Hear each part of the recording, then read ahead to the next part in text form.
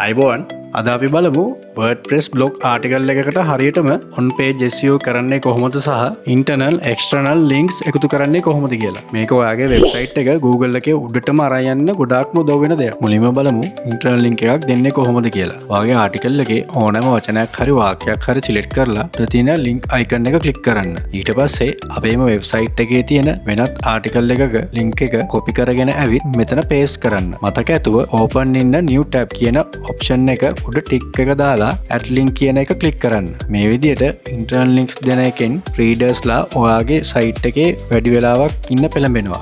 ඊළඟට external link එකක් එකතු කරන්නේ මෙහෙමයි.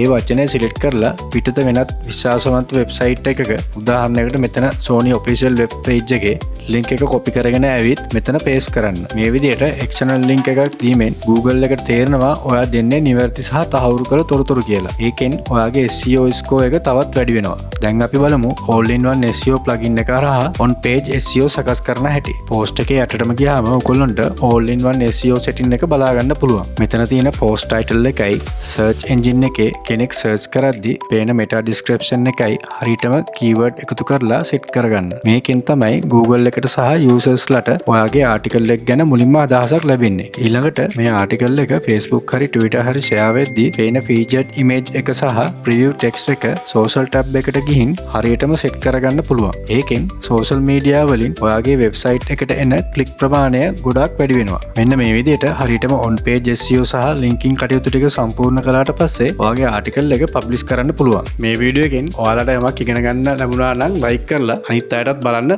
share කරන්න. ප්‍රශ්න තියෙනවා නම් පල්ලෙහෙන් comment කරන්න. තවත් මෙවැනි වීඩියෝ බලන්න අපිව follow කරලා තියාගන්න. එහෙනම් ඔබට සුබ දවසක්.